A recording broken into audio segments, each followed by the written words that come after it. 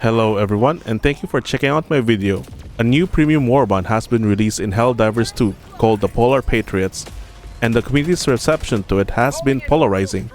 In this video, I will give my impression on what the new Warbond has to offer. We will start off with the primaries. AR-61 Tenderizer, a high-caliber assault rifle with a restricted magazine size but more stopping power. For stats, it has a damage of 60, capacity 35 bullets per magazine, recoil of 10, and a fire rate of 600. It only has light armor penetration. If you read the description, especially the high caliber and more stopping power, you would have thought it should have medium armor penetration, but no, it doesn't. Now compare those stats with the starting weapon of Helldivers, which is the AR-23 Liberator. It is basically a downgrade, and the only reason you would consider the Tenderizer over the Liberator is the looks and the scope. Speaking of looks, they gave us the wrong color of the weapon in-game. The senior artist already confirmed this and will be fixed in the next update. This makes me believe we got the wrong version of the weapon, and I will elaborate more on this later. As for its weapon menu, its fire mode can be auto, semi, or burst. Scope can be 25, 50, or 100 meters. It has a flashlight and a laser sight. You carry a total of 10 magazines, handling is amazing, and the scope for the first person is a crosshair.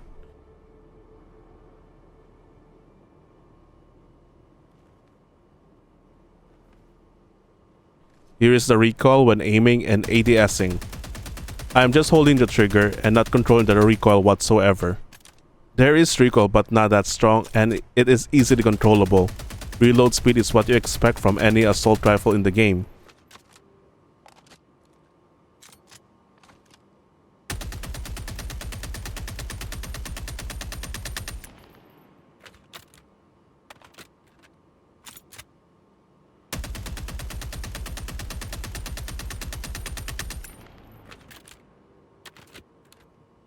Now this is why I believe we got the wrong version of the Tenderizer.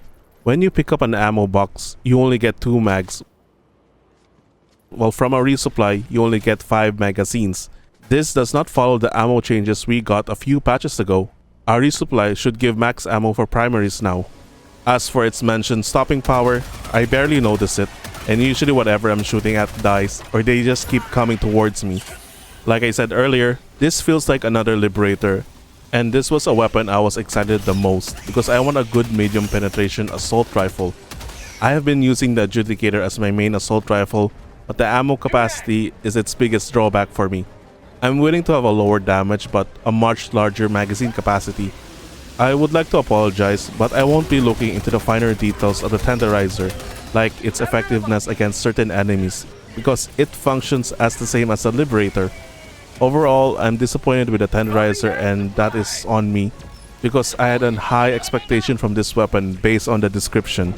SMG-72 Pummeler fires concussive rounds that stagger enemies, slower rate of fire than other SMGs. For stats, it has a damage of 65, capacity of 45, recoil 10, and a fire rate of 475. Now if you compare the stats with the Defender SMG, they are almost identical, and you might think this is another Liberator Tenderizer spot the difference issue, but those concussive rounds actually stun locks their target.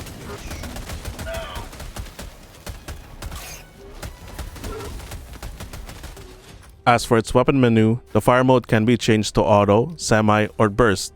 It has a flashlight and a laser sight. Handling is easy as for any SMG, and the first person scope is a red dot.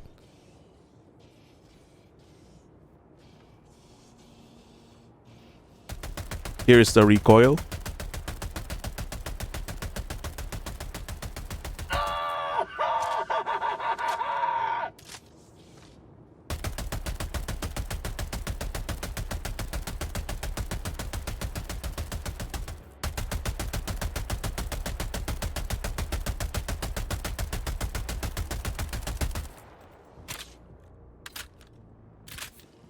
When you pick up ammo, you only get 3 magazines, but from resupplies you get full magazine capacity. You carry 7 magazines. As I said earlier, the Pummeler can stun lock majority of its targets, and the stun is per shot. A single bullet can stun an enemy, even armored ones, if you hit their weak points or unarmored areas. This is the weapon if you want to do some crowd control. This makes me want to look at the concussive Liberator again. This is a nice addition to the submachine gun category. This will most likely replace the defender for my tank build, which includes the ballistic shield. I even paired this with my flamethrower for those annoying stalkers. Out of all weapons in this premium Warbond, this is the one to get. The PLAS-101 Purifier, a plasma rifle firing a bolt of superheated gas which explodes on impact. Each shot needs to be charged up fully before it can be fired. For stats, it has a damage of 250, a capacity of 15, recoil of 20, and a fire rate of 250. It has medium armor penetration, requires a charge up to shoot, and the shot explodes on impact. For the weapons menu, you only have the flashlight option. It feels like this weapon needed a proper scope with magnification, in my opinion. Basically, this is a Scorcher that needs to be charged up, but has a bigger AoE, stagger, and has medium armor penetration. Sadly, it cannot destroy bug nests or bot fabs. So it can stagger Devastators, Scout Striders, even if you hit their armored parts. Same goes for the counterparts for the bugs. But I don't really recommend using this and the Scorcher against Terminids due to the weapon's explosive nature, since the bugs like to jump on you, and if a bug got lucky with the timing and jump on you as soon as you fired, the explosion at melee range will kill you. Especially with the Purifier, since it needs time to charge up. But if you're willing to have that trigger discipline of not shooting and switching to your secondary when an enemy is at melee range, play this game how you want to. I recommend using this weapon against bot, but it is a hard recommend since the Scorcher exists. The Purifier is definitely meant to be used against medium armored enemies, but the Scorcher is also capable of handling medium-sized enemies with a well-placed shot to their weak points. Whenever I'm engaging smaller targets, I keep switching to my secondary because that kills the targets a lot faster than waiting for the Purifier to charge up and shoot. You can probably tell my biggest gripe with this weapon is the charge up. It feels like it's a fraction of a second too long. Maybe it's just me. I do prefer semi-auto weapons over the full auto ones, but I'm not feeling the Purifier. I did not even bother testing it on higher difficulties. This is just my opinion on this weapon. If you like this weapon, then good on you. Your super credits were put to good use. The P-113 Verdict. The gas-operated semi-automatic P-113 chambers the 14mm rapid deliberation, the largest centerfire cartridge of any magazine-fed pistol. For stats, it has a damage of 125, a magazine capacity of 10, recoil of 40, and a fire rate of 450. It has light armor penetration. For its weapon menu, it only has the flashlight. Handling is easy. It uses iron sights when ADSing. And here is the recoil. Nothing in the chamber.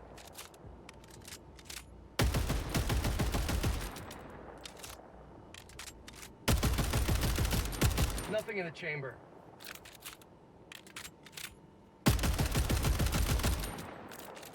This was another weapon I was excited about when I saw the trailer. I was hoping it would have medium armor penetration based on the description, and the players were saying it looked like a Desert Eagle.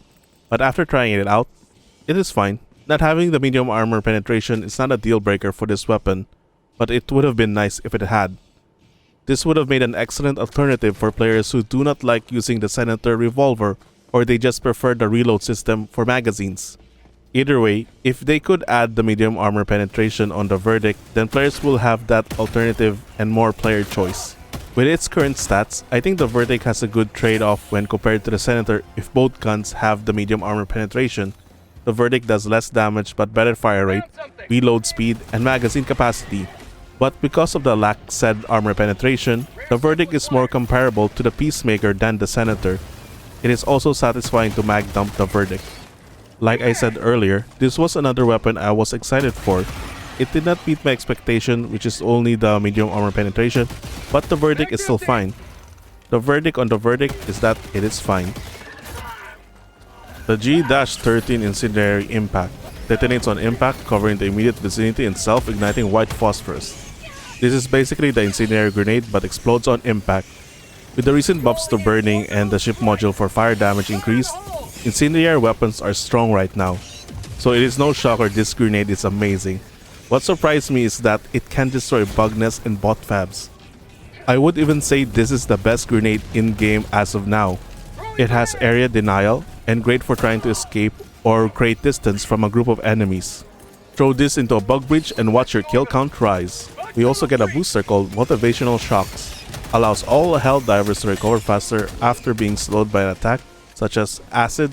Does not mitigate area effects such as EMS strikes. I haven't done any deep dive on this booster yet, but from my experience using it, I do not feel the difference. Most likely because I'm just spamming dive when I get hit and slowed. I do think there are other boosters are more useful than this.